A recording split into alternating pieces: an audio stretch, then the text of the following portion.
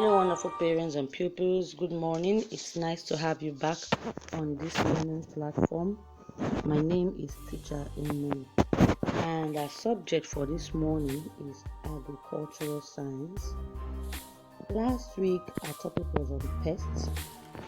We gave the definition of pest as any animal or insect which causes damage to crops or livestock, and we gave some examples of common pests. We mentioned insects, we had birds, rodents, bats, and we gave examples of each. Today we will be looking at effects of pests on crop yield. Our topic for today is effects of pests on crop yield, and we'll also be looking at how to control pests on our farm.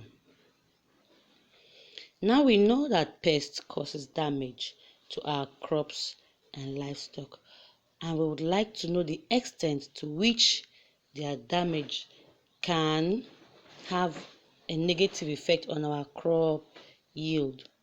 Number one, heavy attack by pests may result in total crop failure. Heavy attack by pests may result in total crop failure. Now, what we mean is that the attacks of these pests might destroy the crop totally and thereby not making them grow. The second effect of pests on crop yield is that infested seeds usually have low germination capacity.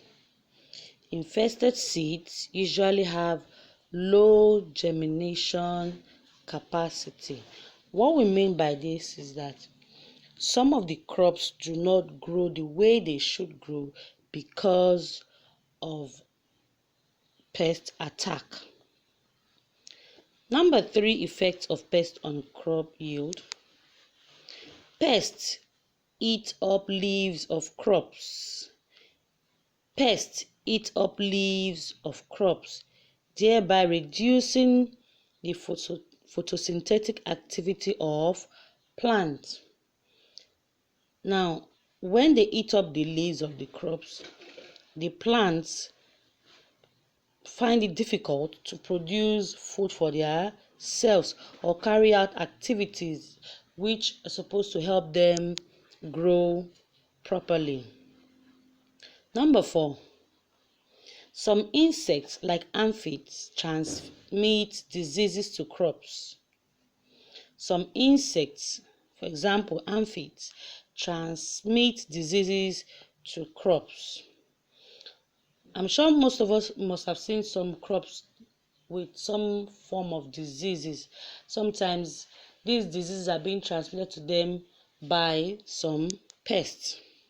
And of course, when they have these diseases, even as a human being, if you're sick, you can't function well. So when these crops are infested with diseases, they cannot grow well. Number five effects of pests on crop yield. Insect pest control costs time and labor. Insect pest control costs time and labor. What we mean by this is that in a quest to control these pests, it could take up our time and our energy, and it also costs money. By the time you want to buy chemicals to use in controlling such things as insects or traps to get rid of pests, it will cost you time, to cost you money, to cost you labor. Now we have seen the effects of pests on crop yield, on how our crops are supposed to yield properly, but because of the effects of pests, it might drastically reduce our crop yield.